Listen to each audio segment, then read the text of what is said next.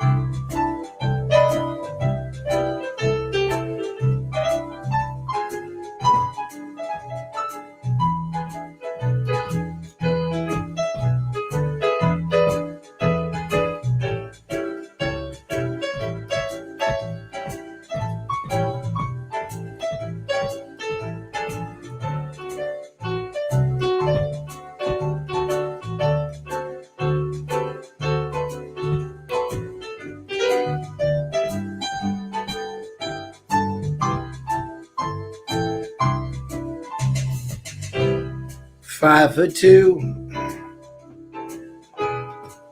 eyes of blue. Oh, what that 5 foot could do. Has anybody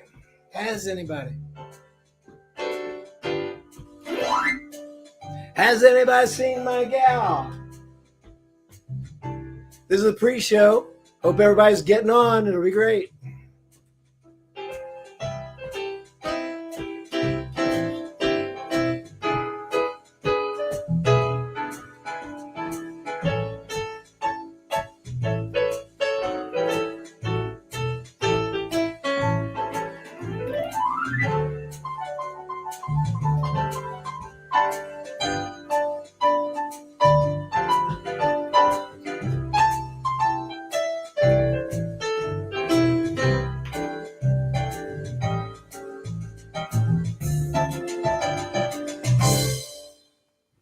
And we're live. Hi, I'm Jay Skinner, and you're live on the Buyers and Sellers Show with me today. It's good to see you.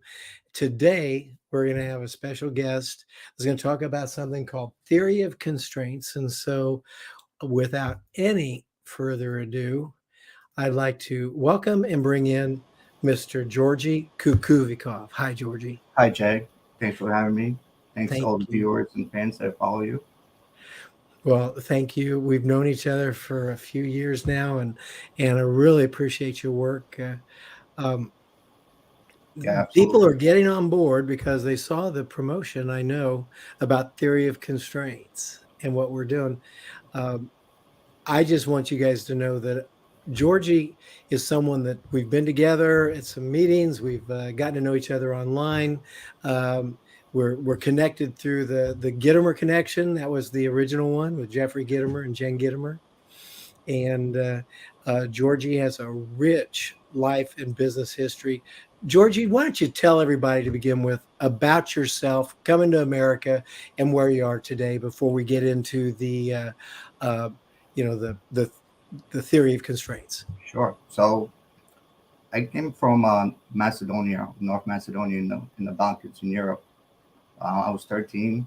I didn't speak English when I came. I grew up in New York City, and that's where I've been since I came to the States. I was involved in electrical field. I worked for a utility company, and now I'm changing my career where I'm starting to do acquisitions in electrical contracting businesses. Awesome. And where do you live? I live in New York City. I live in one of the boroughs. He's like a real New Yorker, everyone. I was like, this guy's a real New Yorker. This is great. I'm so glad you're here. Theory of constraints, we call it TOC sometimes. And this was originated, of course, by Eliyahu Moshe Goldratt. Yeah. So a little backstory about Eli Goldratt. He was a physicist by trade, if you want to call it, and he saw an opportunity where cause and effect, based on his studies as a physicist, that he saw a way to help business owners on removing the constraints or bottlenecks in their manufacturing plants in Israel. So that's how it started. So he went and saw that uh, the strongest link is as versus the weakest link, and he found a way to put this theory of constraint system or business management system in a way that could help them increase their revenues, make more profits. Yeah. And the when I just gotta say, when Georgie shared this idea with me, for whatever reason, I hadn't heard about it. Although I think theory of constraints is not being talked about and is not out there as much as other systems and methods that you hear about, like Six Sigma and Lean and some of these other buzzwords. But the Yeah, thing so that I liked, it's like it really makes a difference. And it turns out, let's look at this. Here's some people, some companies that you'll recognize right now that have achieved breakthrough results through the theory of constraints. And everybody recognizes many of these companies right here. So with that, I guess it's a natural next question is, what is theory of constraints and kind of what makes it different? what makes it different is that it finds the bottleneck, the problem that's causing the whole system as a whole, not just individual systems within the business. So he looked at it as a whole business, as a whole system, and he found out that if there was a particular weak link in the system, he would put subsystems in place where he could control better, and then he would be able to fix that constraint or bottleneck, and basically remove that constraint to increase the profits of the business. So that was the whole philosophy behind it.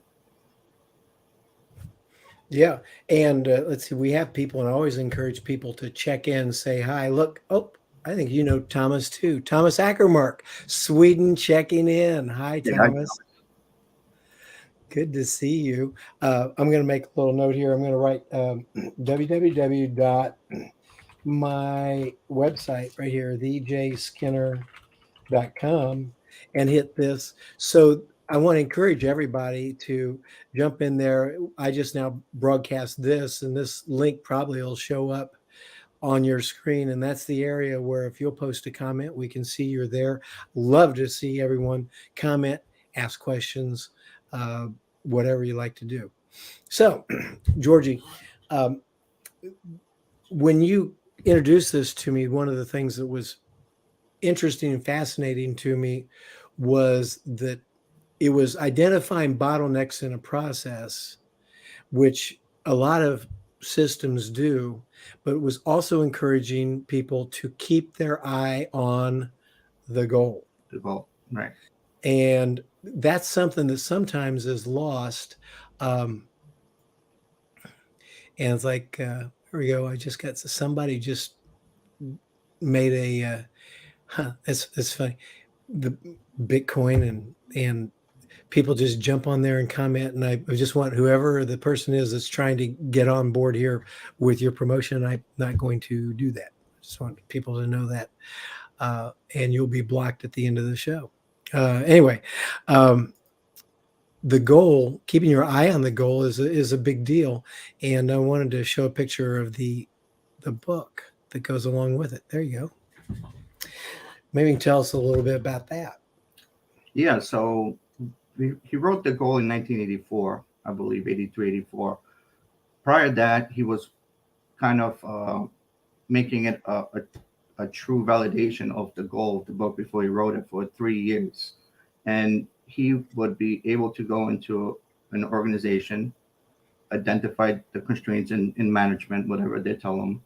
And basically, he said, you don't need 500 KPIs in order for you to keep an eye on the ball, so to say. He only wanted three, which was the throughput of the manufacturing plant, the policies that they had, and basically the market. That and based on those KPIs, he went and identified where the constraints were and tweaked the constraints with the bottleneck and installed what he called it drum buffer rope, which is a management system in manufacturing, where he said you have to have the bottleneck. You keep your eye on the bottleneck. Make sure it always at the drum. That's where the drum is, the pace of the bottleneck. The buffer, you always put a buffer before the drum, where you would basically make sure you don't put too much in the, piling up, or too little.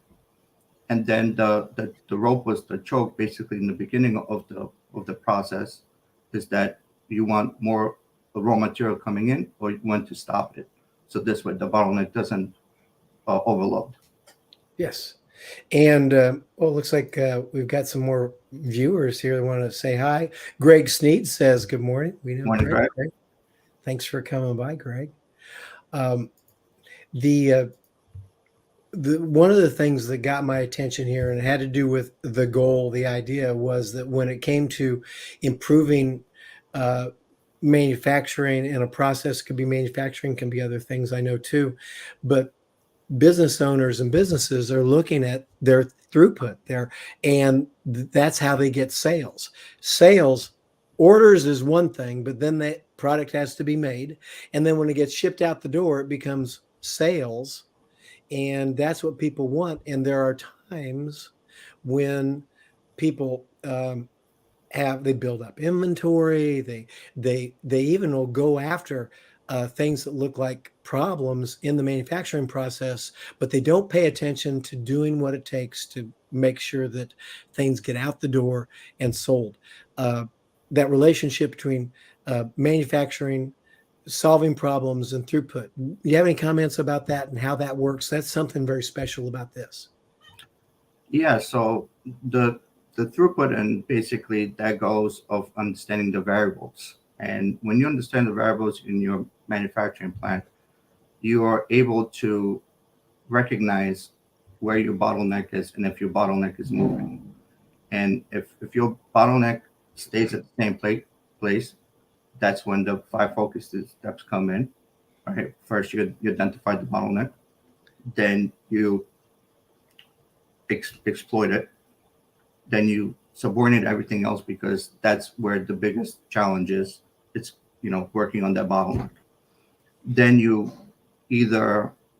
elevate it, meaning whether you add more resources, such as more people, more machines, or even more sales. If you want, if you need more sales, that kind of chokes the bottleneck. And then you repeat the process. So that's where inertia comes in, believing that just because you solve that problem doesn't mean that the problem won't move. And that's what Ellie kind of developed, was in these thinking processes as well, that created a way to identify if the bottleneck was going to move and how to change the rules of that process. So one of the things, and by the way, we got some more comments here. Let's see what we got. I want to say Kadzo Agor from Ghana. Hi, Welcome. Good to see you. He's become a friend online, and as you know, right there is Liberia, where Liberia, where I go and I have work with the ministry there, and it's not far from Ghana. I'm hoping to go to Ghana next time I go to Africa. And then let's see, Gregory says, goal. That is right. And then soccer ball from Craig. Thanks. The This is a system. I put it up here for everyone because some people, like myself, like to have points. Okay, I'm going to identify the constraint, exploit the constraint. What's exploit the constraint mean? What's that kind of mean? You kind of make improvements in the constraint. You dissect it. You find what is the actual problem within it. It could be a policy. It could be basically just the worker that's working on, let's say, that process doesn't truly understand on why it's a bottleneck, Mhm. and how to remove that and basically improve it.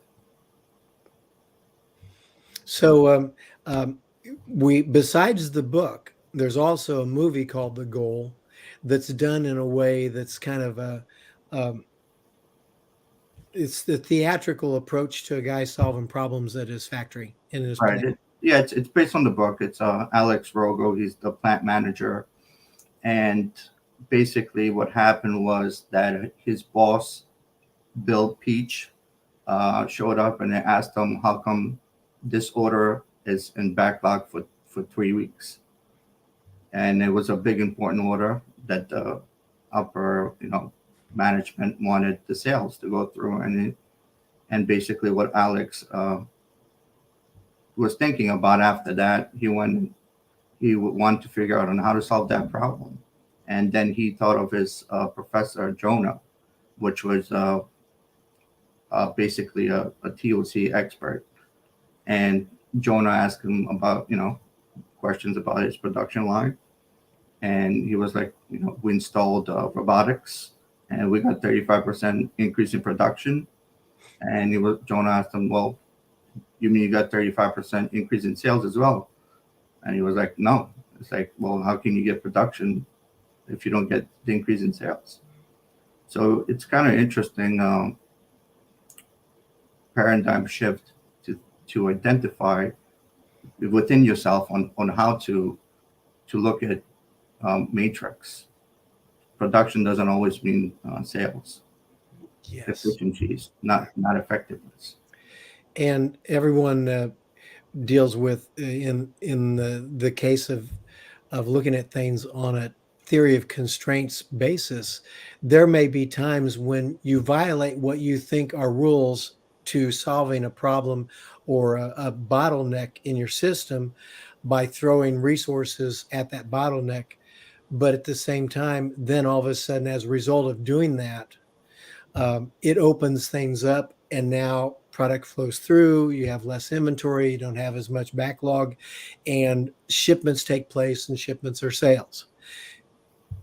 In a lot of systems and methods, people look at, well, let's find the constraints, let's find the bottlenecks and fix them individually. But like you mentioned, um, it doesn't improve anything in terms of sales because there's some other things going on that they're not paying attention to because they don't worry about sales. They just worry about improving little pieces of the process. Right. Now, with theory of constraints, Yeah, we're I looking at the goal. the additional part to that is actually the throughput accounting.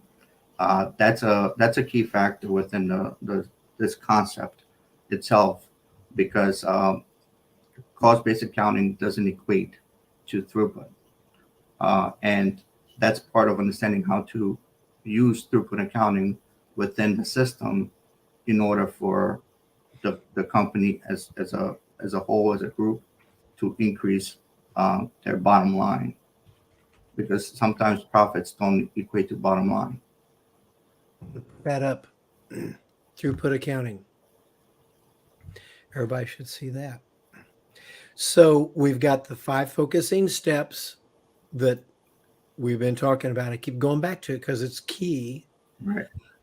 And I call it wash, rinse, and repeat.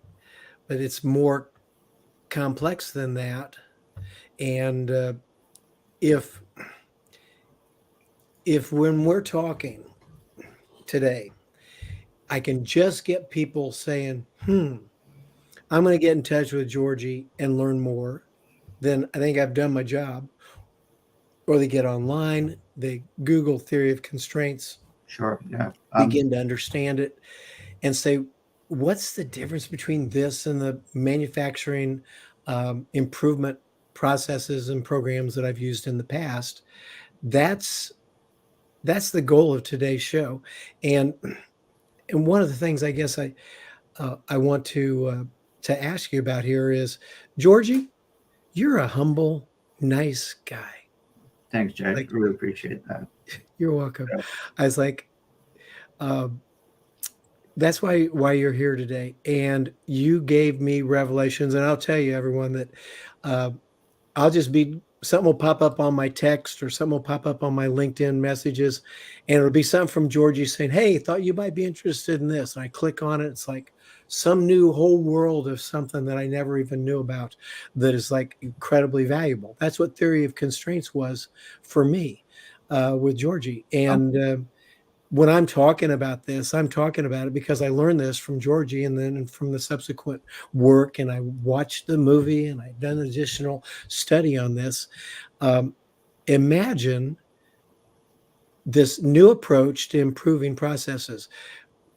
Besides manufacturing, we have people that do other things here. Are there applications here outside of manufacturing, yeah. Georgie? Oh, yes. Talk about that a little bit, like Your your business even. application in the supply chain. Mhm. Um, then there's also applications for marketing. He called it a mafia offer, an offer that you can't refuse. So Mhm. based on the TOC and whatever product that you have, well, you will reduce your operating expenses. You will reduce the backlog, and you will increase sales. So that way, when you offer them something, then with the price that you could offer them based on all this reduction, will they'll have no way of saying no to you as far as getting the sale. And as well, basically what he also called it is that he used actually a blue ocean strategy, and that's where the win-win situation comes in. He said, in order for you to use TOC, there has to be more than two people winning in the process. Did you call that blue ocean strategy? Yeah, it's a book by an Australian professor with somebody else that they collaborated on. Cool. Um, and the reason why it's called the blue ocean is because there's always a market out there that you could go and capture. Cool. You see, I'm hoping that for a lot of you people here, this is an eye opener to look at something. I may have, in fact, a lot of my friends that I talk to that will watch this are manufacturing managers or process control engineers, and they are. I always like the Six Sigma black belt. Is like there's their license to do whatever they need to do Right. in the company. Boy, when I run into a black belt, it's like, okay, we can be best friends and we can get some stuff done. At the same time, if they've got a little bit of this going on, Yeah. What this actually complements Lean Six Sigma. What it does is that TOC is the vision of what you want to improve, and then you use Lean Six Sigma into the whatever you're improving in that system. Now it amplifies of how much more you're getting out of it. Bottom line, TOC is basically focus. You focus on the bottleneck, and then you focus on the goal the end result. and the end result. And I know from experience with people that sometimes in manufacturing and other processes, they feel removed from that goal, and maybe they'll hear from the bosses or the president, we need more sales, and he's standing there, and in this way, by being a advocate and a user of the theory of constraints, that manufacturing guy is now participating in the thought processes that the president's wishing he would be thinking about too. And it says, okay, great. Now you're working on your manufacturing with this goal in mind. You're liable to get there better. And it all makes sense, even if the president doesn't understand all the processes. It is appreciated that the guy trying to increase the sales, increase the throughput, and fix the problems has his eye on the goal and seems to understand it maybe better than he used to. Right. And I would say another way, it's the flow of the system. You want it to be, free flowing, not to be constrained. So, are there any? We talked about thinking processes, Right. and You there was something here that we talked about before. Yeah. I don't want to miss this if you think it's important for us to talk about. Oh, yeah, absolutely. So the thinking process is after you have your five focusing steps at first. You identify the constraint or bottleneck. Now you have these processes where you will put them in place. There's individual ones.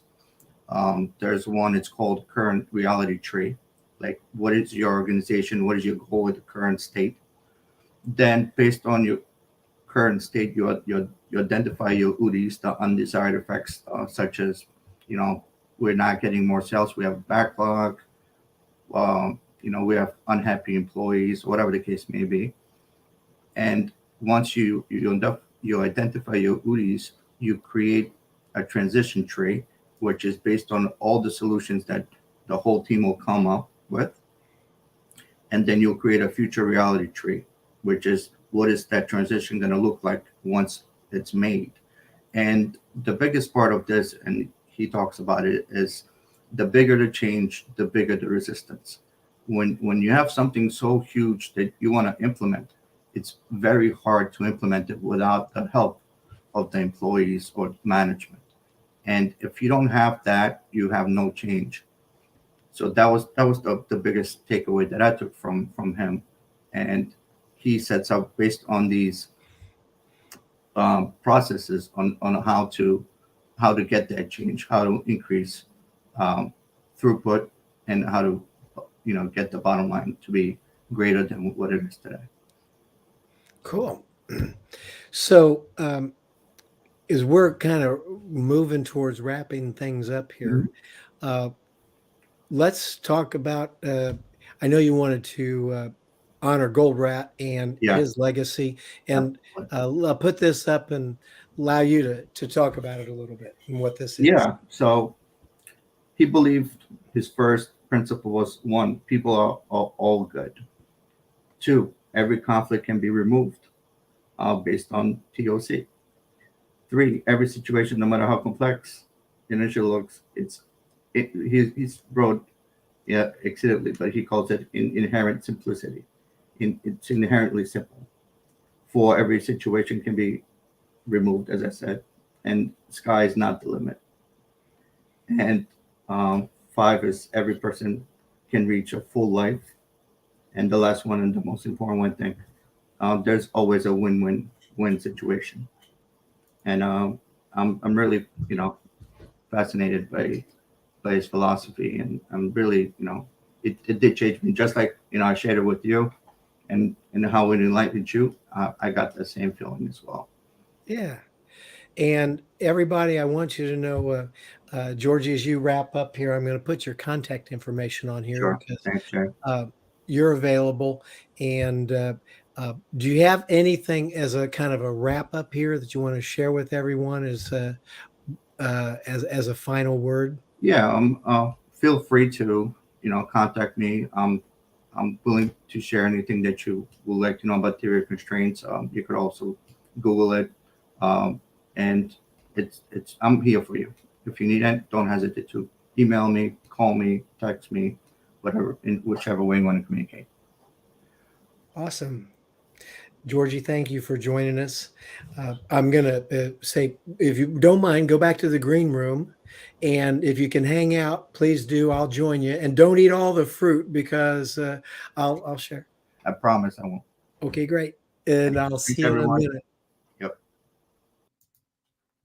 Everybody, you've been on the Buyers and Sellers Show today with Gjorgi Kukuvikov, my friend from New York that's really smart about theory of constraints.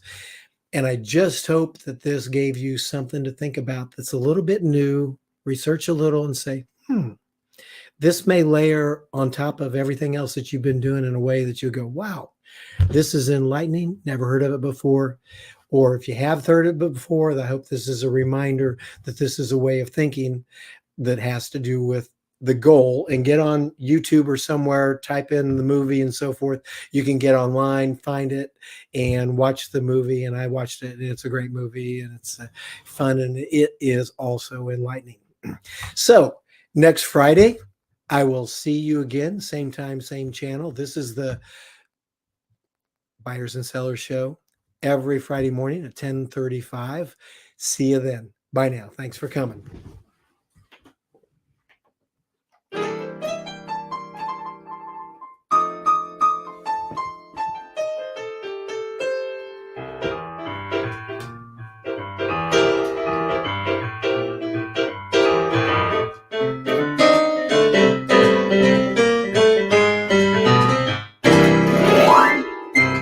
See you next week. Thanks for coming.